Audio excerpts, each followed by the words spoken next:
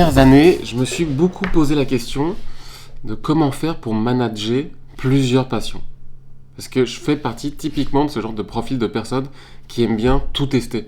C'est-à-dire que j'aime bien faire de la musique, j'aime bien faire des vidéos, j'aime bien faire du design, j'aime bien dessiner, j'aime bien écrire aussi.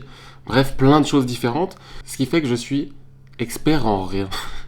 Et en fait, je me suis rendu compte que c'est un truc que j'ai depuis que je suis enfant. J'ai fait beaucoup de skate, j'ai fait du basket en club, du tennis en club, j'ai fait du foot, je dessinais un peu, je faisais aussi un peu de musique. Et même dans les jeux vidéo, en fait, quand je jouais à RPG, j'avais besoin de tester toutes les classes de personnages, ce qui m'empêchait quelque part d'avancer sur mon personnage principal. Et c'est peut-être aussi symptomatique de notre société, dans le sens où aujourd'hui, on a la possibilité de faire plein de choses, beaucoup plus qu'avant. N'importe qui peut aller acheter un instrument en occasion pas très cher, ou dessiner, ou faire de la vidéo avec son téléphone. On est stimulé par plein de choses, inspiré par plein de choses, donc ce qui fait que peut-être qu'on a tous quelque part une sorte de curiosité insatiable. Pendant des années, j'ai vu ça comme une sorte de faiblesse, jusqu'à assez dernièrement. Mais bref, là je dois quand même aller au studio, donc on reprend cette conversation.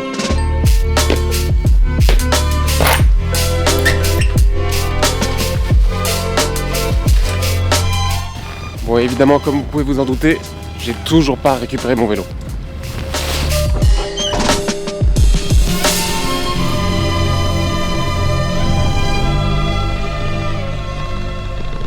Et j'ai un peu l'impression que dans la vie, il y a deux sortes de profils.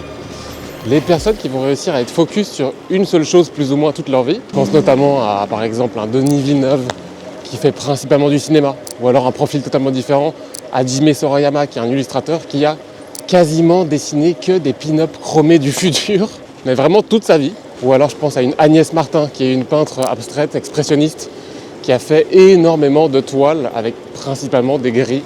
Et j'ai vraiment une profonde admiration pour ces personnes parce qu'ils arrivent vraiment à être focalisés sur une seule chose et aller au bout de la chose.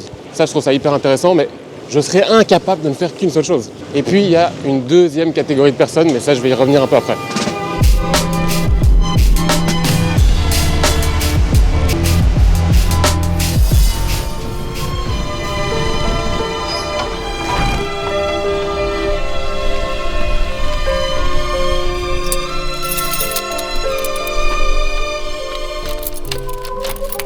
Bon, et là ce matin, je dois absolument créer un certificat d'authentification pour le vitrail qu'on a créé avec Nicolas de l'atelier Voche. Je crois que c'est important. Vous vous souvenez, je vous avais parlé du concours qu'on avait organisé dans l'épisode précédent. Ce vitrail-ci, pour être précis, et le concours consistait à deviner le poids du vitrail, et je vous l'annonce, il pesait très précisément 12,55 kg.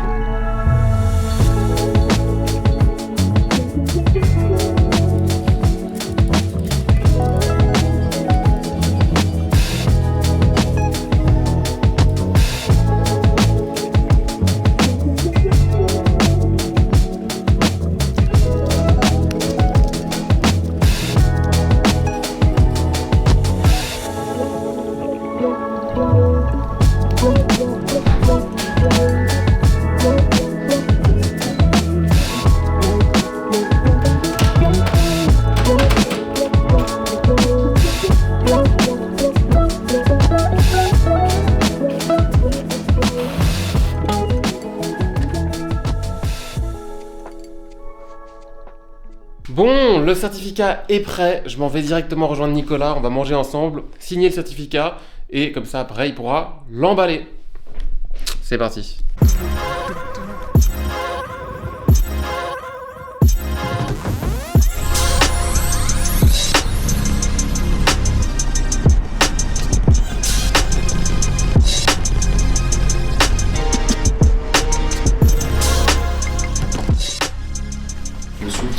Bonjour. Ça vaut quoi? Propre, hein. Ah, c'est le même quoi. Génial. Donc voilà. Il est beau, hein. J'ai reçu quand même beaucoup de messages de gens privés qui essayaient de saboter le concours, quoi. Ah ouais? Ils voulaient avoir des indices et tout, tu vois. Ouais, Des gens que je connaissais. Ah ouais, ça va, j'ai pas eu de... J'ai vu qu'il y en a plein qui ont essayé avec l'IA et tout, mais ça n'a pas marché. Honnêtement, même avec l'IA, c'est compliqué. Mais l'IA, c'est pas possible qu'elle sache... Tu Ouais. vois, allez, personne connaît la conception du truc, tu vois. Non, c'est compliqué.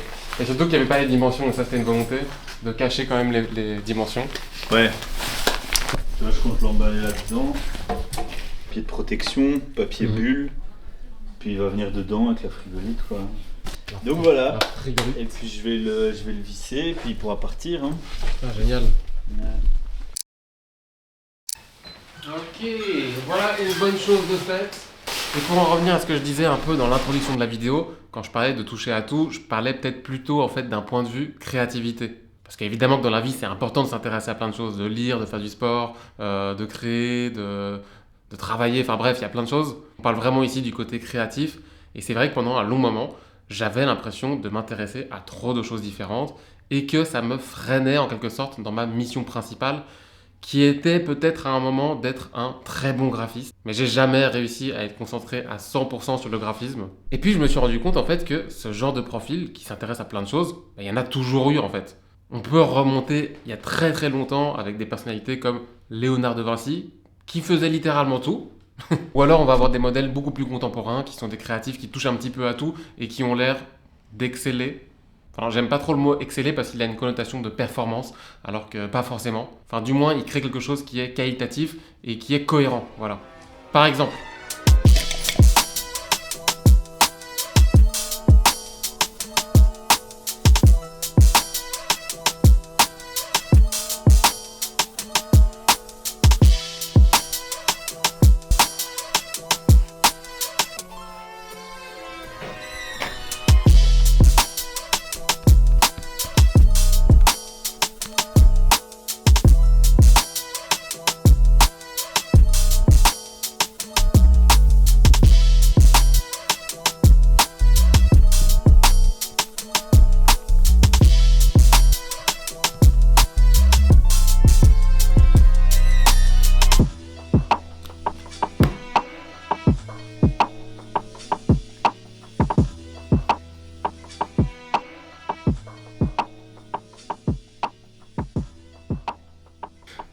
un Tyler the Creator, bon, j'avoue que c'est presque un cliché de sortir son nom.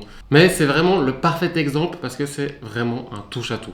Initialement, il fait de la musique, mais il crée un nouvel univers visuel à chaque album. Et à côté de ça, il va créer une première marque, Golfwang, avec laquelle il va essayer de vraiment créer une direction artistique dans le vêtement. Et puis ensuite, il va toujours jongler entre faire de la musique, créer des univers, faire de la direction artistique pour des marques. Ce qui fait que vraiment, il a tout le temps changé de casquette. Et ça, je trouve ça vraiment trop inspirant. De voir en fait que c'est possible. Bon après, voilà, on va pas se mentir, il est très très bon en musique, il est très très bon en direction artistique, mais tout ça est interconnecté. Oui, et puis après Golfwang, il va également faire une autre petite marque, Golf Le Fleur, qui va être un peu plus axée, on va dire, haute couture. Et puis, dans un autre registre, on va aussi trouver une autre artiste que j'aime beaucoup, qui est aussi un peu dans cette veine, qui est FKA Twigs, qui est initialement une danseuse anglaise, mais vraiment ultra douée. Elle danse incroyablement bien. En tout cas, c'est comme ça qu'elle a commencé sa carrière, en faisant des apparitions dans plein de clips de stars comme Madonna, etc. Donc elle a vraiment cette première casquette de danseuse chorégraphe, mais plus tard elle va devenir beaucoup plus populaire grâce à sa musique qui lui est propre encore une fois. C'est un genre de dubstep un peu étrange, mais hyper intéressant et que je trouve trop trop cool.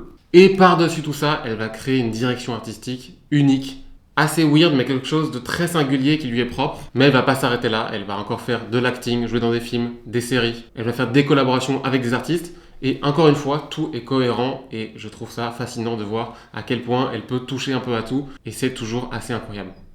Bon, mais c'est pas tout parce que moi en plus pour terminer cette journée, j'ai quand même encore un peu de travail. Ah, j'ai encore un foutu en fait. Je vais juste terminer la journée en faisant une nouvelle page sur mon site web. Ces derniers jours, j'ai fait pas mal de mises à jour et je me suis rendu compte que j'avais jamais mis en avant les batailles de logos que j'organise chaque semaine sur mon serveur Discord. Donc j'ai simplement créé une petite page qui met en avant les logos de certains designers avec un petit bouton qui invite à rejoindre la communauté. Et je vais d'ailleurs faire de très grosses mises à jour très prochainement vis-à-vis du Discord et de la bataille de logos. Mais ça, j'en reparlerai en long et en large sur ma chaîne Balo.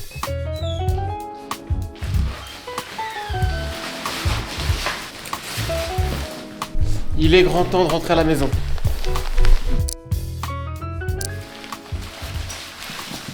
Je vais juste clôturer cette vidéo en essayant de répondre un peu à cette question. Est-ce que c'est finalement un problème d'avoir trop de passion, de faire trop de choses différentes dans sa vie? Eh bien, comme je vous le disais, je pensais que c'était un problème pour moi. Pendant très longtemps, même pendant des années, ça me travaillait quand même beaucoup. Et finalement, je pense en fait que c'est tout le contraire. J'ai l'impression que la curiosité, c'est l'une des meilleures qualités qu'on puisse développer parce que, en fait, s'intéresser à plein de choses, ça nourrit quelque part votre créativité et votre vision. Et aujourd'hui, j'en ressens vraiment les bénéfices. le fait d'avoir fait un peu de photos, un peu de vidéos, un peu de motion design, un peu de musique, ce genre de choses, tout ça fait que j'arrive à mieux comprendre où je veux aller, j'arrive à mieux développer mes projets, enfin en tout cas j'ai l'impression. Alors je suis pas un expert dans quoi que ce soit, mais toutes ces petites compétences additionnées me permettent de créer des choses cohérentes, je pense. Et après, je pense aussi surtout qu'il faut retirer aussi cette notion de performance. On n'est pas obligé de devenir en fait un expert dans tout ce qu'on entreprend. On a juste le droit de tester des choses et de rester moyen là-dedans. C'est totalement ok. Par exemple, moi j'adore faire de la musique. Je pense que je serai toujours moyen là-dedans. Et je suis très à l'aise avec cette idée parce que juste je prends du plaisir à faire ça. Donc voilà, je crois qu'il ne faut pas culpabiliser comme moi j'ai pu l'être quand j'étais plus jeune. Tout ça à un moment finit par payer quelque part. Et puis si votre truc c'est de faire que quelques petites choses et de devenir très très bon là-dedans, eh bien c'est ok aussi. Les deux options peuvent coexister. Peut-être que le tout c'est aussi de juste un tout petit peu s'organiser. Par exemple, moi la journée, je me focus sur les tâches qui sont importantes pour mon travail, et puis le soir ou le week-end, je me focalise sur les choses qui me font kiffer, comme la musique, le dessin, ce genre de choses. Bon, soit, c'est une question dont la réponse n'est pas facile à donner, donc je suis vraiment très curieux d'avoir vos avis à ce sujet. Quel type de profil vous pensez être? Comment est-ce que vous managez ça? Et quel est votre avis sur la question?